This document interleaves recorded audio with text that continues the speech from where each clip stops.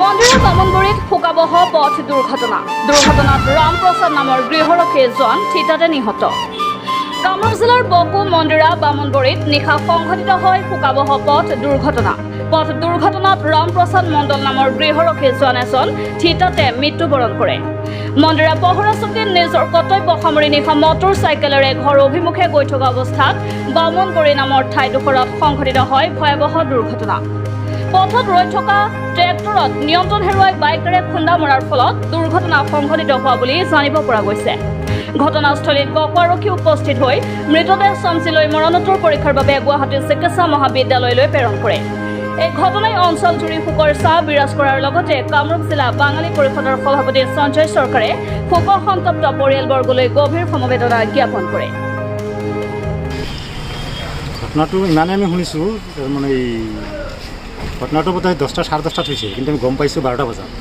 তেনেকৈ খবৰা খবৰি কৰোঁতে নিশা 12টা বজাত গৈ পাইছোঁ। যাই পোৱাতে তাৰমানে যাই পাই আমি কিন্তু লাষ্টটো দেখা নাই দেই, লৈ আছে থানাত। তাৰপাছত আমি তাতে যাওঁতে পুলিচক লগ পোৱাতে তেখেতে ক'লে যে আপোনালোকে বকত যাওক। সেইকাৰণে বকত আহি আমি পুলিচ পোৱা নাই, এৰিয়া মানুহে কৈছে যে আপোনালোক ঘৰত যাওক, পোৱাই যায়। নাম কি, কেনেকৈ এক্সিডেণ্ট হৈছিলে? নামতে ট্ৰেক্টৰৰ লগত খুন্দা লাগিছিল। নাম কি আছিল তেখেতৰ? ৰামপ্ৰসাদ মণ্ডল। ক'ত কাম কৰিছিল? মন্দিৰা থানাত। ঘৰ ক'ত? ঘৰ 2 নং গুৰুপথাৰ। ঘটনাটো কোনখিনিত হৈছে? বামুণবাৰী বজাৰ এৰি যায় দলঙৰ কাষত।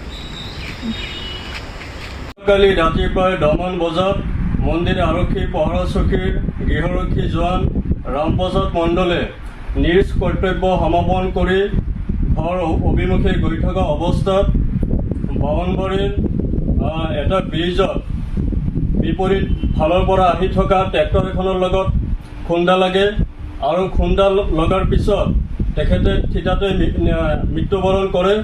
আৰু লগে লগে মন্দিৰ আৰক্ষী পহৰা চকীৰ আৰক্ষী তাতে যাই উপস্থিত হয় আৰু ইতিমধ্যে তেখেতক মৰণোত্তৰ পৰীক্ষা কৰিবৰ কাৰণে GMCলৈ প্ৰেৰণ কৰিছে। আৰু তেখেতৰ এই অকাল মৃত্যুত আমি গভীৰ শোক প্ৰকাশ কৰিছোঁ আৰু তেখেতৰ শোক সন্তপ্ত পৰিয়ালবৰ্গলৈ গভীৰ সমবেদনা জনাইছোঁ।